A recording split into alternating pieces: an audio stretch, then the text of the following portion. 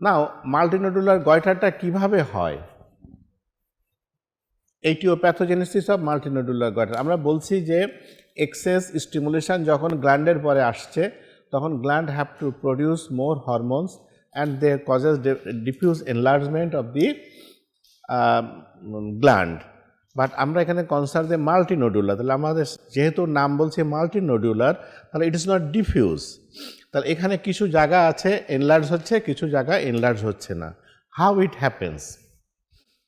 এখানে multinodular goitre occurs due to the continuous stimulation by thyroid stimulating hormone.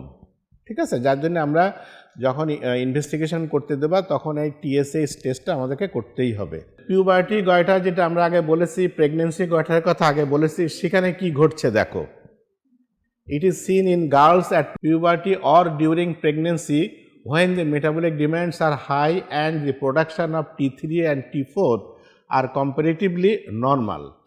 Puberty এবং প্রেগনেন্সির সময় যে ডিম্যান্ড বাড়ছে প্রথমে, but T3 and T4 are comparatively normal. ওই স্টেজে যদি তুমি পেশেন্টের T3 T4 এস্টিমেশন করো, এটা কিন্তু যে রেইজ হয়েছে তা কিন্তু পাবে না।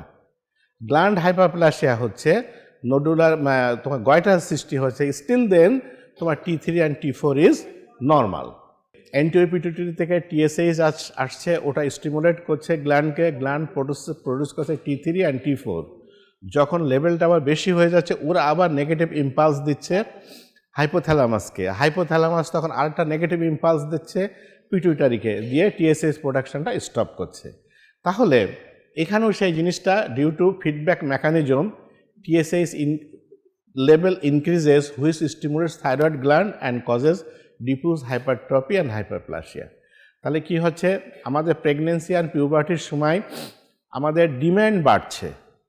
তো ডিম্যান্ড যখনই বাড়ছে তখন কি হচ্ছে, ডিম্যান্ড বাড়ার জন্য তোমার কি হচ্ছে যে পিটুইটারি তোমাকে করছে, হাইপোথ্যালামাসে সিগন্যাল গেছে, ওখান থেকে সে রিলিজিং ফ্যাক্টর হরমোন রিলিজ করতে বলছে, স্টিমুলেটিং হরমোন পাঠাতে বলছে, দ্যাট ইজ টিএসএইচ। টিএসএইচ অ্যান্টিপিটুইটারিতে আসছে, থাইরয়েড গ্ল্যান্ডের উপর অ্যাকশন করছে। বাট ওখানে কিন্তু ও T3 T4কে প্রোডাকশন করার চেষ্টা করছে গ্ল্যান্ড, বাট ওর লেভেল কিন্তু বাড়ছে না। অ্যাজ এ রিজাল্ট কি হচ্ছে, গ্ল্যান্ডটা একটা হাইপারপ্লাসিয়া হয়ে যাচ্ছে। কখনোই যেন তোমরা ভাববা না যে প্রেগনেন্সির সময় একটা পেশেন্টকে দেখলাম যে একটা গয়টারিং চেঞ্জ হয়েছে, ওর যদি আমরা T3 T4 লেভেল টেস্ট করি, we will get the it's normal picture, but TSH লেভেলটা ইজ হাই, ওটা কিন্তু বেশি থাকবে। আদারওয়াইজ তো তোমার স্টিমুলেশনটা পাচ্ছে না, গ্ল্যান্ড স্টিমুলেশন পাচ্ছে, বাট গ্ল্যান্ডটাকে তোমার ওই পরিমাণ অ্যাকর্ডিং টু স্টিমুলেশন ওই পরিমাণ হরমোন প্রোডাকশন করতে পারছে না। অ্যাজ এ রেজাল্ট ওর হাইপারপ্লাসিয়াটা ঘটছে। দিস ইজ দ্য মেকানিজম যতটুকু আমাদের দরকার। আরও জটিল অনেক মেকানিজম থাকতে পারে, কিন্তু ওটুকু আমাদের মাথার ভিতরে এখন না ঢোকালেও চলবে। এবং এক্ষেত্রে হাইপারট্রফি অ্যান্ড হাইপারপ্লাসিয়া দুটোই ঘটে। পিউবার্টি এবং প্রেগনেন্সির সময় যে গ্ল্যান্ডটা এনলার্জ হয়, সেখানে both due to hypertrophy and hyperplasia. This is also called physiological goiter and can be treated by giving thyroxine. Low ডোজে থাইরক্সিন যদি তুমি দাও, এই লো ডোজে থাইরক্সিনটা কি করবে, এটা তোমাকে সাপ্রেস করবে টিএসএইচকে, যে টিএসএইচের মাতব্বর এটা একটু কমাই দেবে, দিলেই তখন কি হলো, গয়টার মে ডিজ্যাপিয়ার অ্যান্ড তাহলে তোমার গয়টারটা ডিজ্যাপিয়ার হয়ে গেল। যদি তোমার পিউবার্টিয়াল স্টেজে অথবা প্রেগনেন্সির সময় দেখো যে গয়টার হয়েছে, তুমি যদি তাকে লো ডোজে থাইরক্সিন দাও, এখানে একটা ডোজ আমরা মেনশন করেছি 0.2 মিলিগ্রাম পার ডে, এটা তোমরা না বলে বলবা যে আমরা লো ডোজে থাইরক্সিন দেব, দিলে এটাকে টিএসএইচ প্রোডাকশনটাকে সাপ্রেস করবে and goitre will disappear. Now regarding the iodine deficiency goitre, আমাদের daily iodine requirement is about 100 to 125 milligram. 100 to 125 milligram iodine আমাদের প্রতিদিন দরকার হয়। মাঝে এক সময় আমাদের এই সাবকন্টিনেন্টে আয়োডিন ডেফিসিয়েন্সি ধরে গয়টারের প্রবণতা খুব বেশি হয়ে গেল, হয়তো আজ থেকে 15-20 বছর আগে।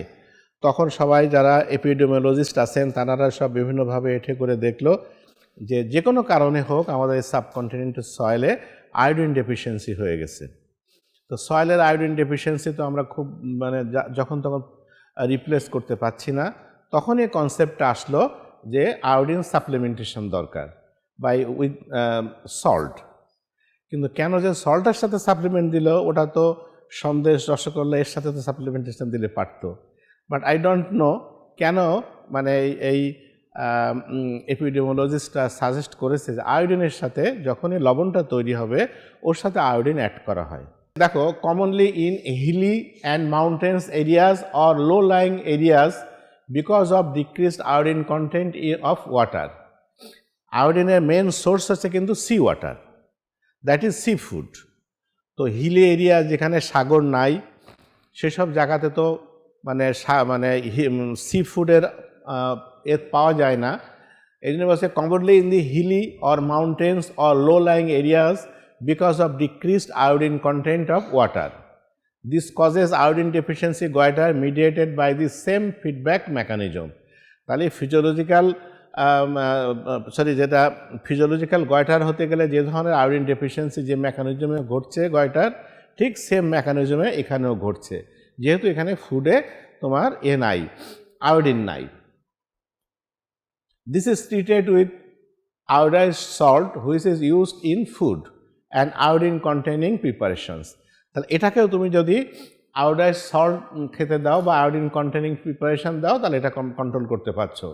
If the iodine deficiency status continues for a long time, it results in accumulation of colloid material in the gland and causes colloid goiter.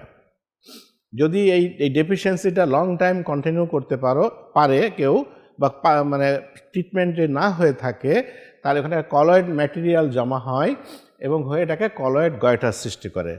Colloid ম্যাটেরিয়ালটা কিভাবে গয়টার সৃষ্টি করে সেটা আমরা পরে আসছি, যখন থাইরয়েড সিনথেসিসটা পড়াবো তখনই ওখানে আছে। কলয়েড ম্যাটেরিয়ালটা আয়োডিনের সাথে থেকে মানে হরমোনটা সিনথেসিস হয়। তো in absence of this iodine ওই ম্যাটেরিয়ালগুলো অ্যাকোমোডেশন হয়, হয়ে আলটিমেটলি একটা গয়টার সৃষ্টি করে, যেটাকে আমরা কলয়েড গয়টার বলি। All these three types of goiter, if left untreated, will change to multinodular goiter. স্টেজগুলো দেখো, stage of diffuse hypertrophy and hyperplasia of the thyroid. Next আসছে স্টেজ 2। স্টেজ 2তে তাহলে রাখলে যখন তোমার এক্সেস ডিম্যান্ড আছে বাট তোমার সাপ্লাই নাই, তখনই তোমাকে কিন্তু একটা ফিজিওলজিক্যাল গয়টারের সৃষ্টি হচ্ছে, like pregnancy, like lactation, like iodine deficiency, food intake, এগুলোর জন্য। এরপরে আসছে কি, due to fluctuating levels of thyroid stimulating hormone because of pregnancy, lactation, menstruation etcetera, some areas in thyroid gland are over stimulated and are converted to active follicles. তাহলে একটা thyroid গ্ল্যান্ডের উপরে যে continuous stimulating হরমোনের stimulation থাকে, যেমন তোমার ধরো pregnancy, lactation, menstruation ইত্যাদি ইত্যাদি রিজনে some areas of thyroid are over stimulated. কিছু জায়গা হয়তো দেখা গেল যে ওভার স্টিমুলেশন হচ্ছে, and are converted to active follicles. ঠিক আছে। Stage 3, the active follicles ultimately undergoes necrosis and many such necrosed follicles join to form a nodule. তাহলে যখন ফ্লাকচুয়েটিং স্টিমুলেশন যখন আসছে তোমার থাইরয়েড গ্ল্যান্ডের উপরে, তখন কিছু অংশ ওভার স্টিমুলেটেড হয়ে যাচ্ছে এবং দে প্রডিউসেস একটা অ্যাক্টিভ ফলিকল সৃষ্টি হচ্ছে সেখানে। এই অ্যাক্টিভ ফলিকলগুলো আলটিমেটলি আন্ডারগোজ নেক্রোসিস। কেন? অ্যাক্টিভ ফলিকলগুলোতে ওদের ওখানে অনেক ব্লাড সাপ্লাই দরকার হয়, বাট অত ব্লাড সাপ্লাই তারা পায় না, আলটিমেটলি দে বিকাম নেক্রোসড। তাহলে নেক্রোসড হচ্ছে and many such necrosed follicles join to form a nodules. তাহলে কতগুলো নেক্রোসড ফলিকলস কোলেস করছে, মানে একসাথে জয়েন করছে, করে একটা নোডিউল ফর্মেশন হচ্ছে। মেনি সাচ নোডিউলস ফর্ম এ মাল্টিনোডুলার goiter.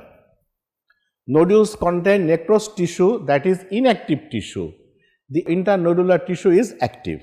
তাহলে যেখানে আমরা বলছি যে এক্সেস স্টিমুলেশনের জন্য নোডুল সৃষ্টি হচ্ছে, ধরো 2, 3, 4, 5টা নোডুল সৃষ্টি হলো, ওগুলো কিন্তু ইনঅ্যাক্টিভ, বাট ওদের মাঝখানে যে ইন্টারনোডুলার টিস্যু আছে they are active. Now there are some things about a term যে গয়টারোজেন্স। গয়টার প্রোডাকশনের জন্য আগে যে কারণগুলো বললাম, এরপরে আরেকটা কারণ আছে, দেয়ার আর সাম গয়টারোজেন্স, মানে দেয়ার are some substances which can মানে make the thyroid gland enlarge, এটাকে আমরা গয়টারোজেন্স বলছি। হঠাৎ দোজ থিংস, ক্যাবেজ যেটা আমার একটা কমন মানে একটা ভেজিটেবল যেটা আমরা সবাই খাই, ক্যাবেজ, এটা একটা গয়টারোজেন্স, এটা কিন্তু মানে গয়টার হতে হেল্প করে। আর কিছু ড্রাগস আছে, তাহলে ফুডের ভিতরে 1 নম্বর আসলো ক্যাবেজ, and some drugs আছে like pus and sulfonamides causes goiter by preventing the oxidation of iodine. আয়োডিনটা যখন ট্রাপড হয় গাটের থেকে থাইরয়েড গ্ল্যান্ডে এসে, the iodines are oxidized to triiodothyronine and diiodothyronine, আগে ক্লাসে বলেছি। এই প্রসেসটাকে এরা বাধাগ্রস্ত করে, যার ফলে ওই আয়োডিনটা কোনো কাজে আসে না অ্যান্ড গয়টার ফর্মেশন হয়। ঠিক আছে, excess iodides inhibit organic binding of the iodine and produces goitre. Now what should be the clinical features of a patient having multinodular goitre? তাহলে ক্লিনিক্যাল ফিচারের ভিতরে first thing, it is common in females, female and male ratio is 10:1, তাহলে দেখো কত বেশি। এবং এটা common in age group between 20 and 40। Long আর কি এটা প্রথমে ক্লিনিক্যাল ফিচারের ভিতরে প্রথম তোমাকে মনে রাখতে হবে, it is a common disease for the females and very common, that is male and female ratio 1:10। আর হলো কি, আর কি থাকবে, long duration of a swelling in front of the neck, সাথে কি থাকতে পারে, ডিসপনিয়া থাকতে পারে, ডিসফেজিয়া থাকতে পারে, এগুলো পেশেন্ট তোমার কাছে এসে কমপ্লেন করতে পারে। Long duration of swelling in front of the neck, dyspnoea due to tracheomalacia and dysphagia are the presenting features. তাহলে ও তোমাকে একটু বলতে পারে যে আমার একটু শ্বাসকষ্ট হয়, আমার একটু খেতে ঢোক গিলতে বাধাগ্রস্ত হয়, আর গলার সামনে একটা ফোলা আছে, বাট ইটস পেনলেস, মনে রেখো কিন্তু। The gland is nodular, firm in consistency and both the lobes are enlarged. তুমি যখন ওটাকে পালপেট করতে যাবা তখন কি পাবা, enlarged, nodular, firm in consistency and both the lobes are enlarged. Hard areas may suggest calcification and soft areas may suggest necrosis. যেহেতু nodules থাকছে একটা, ওটা হার্ড থাকবে, in between nodules there may be soft, এই সফটনেসটা may be due to necrosis হতে পারে, normal tissue হতে পারে।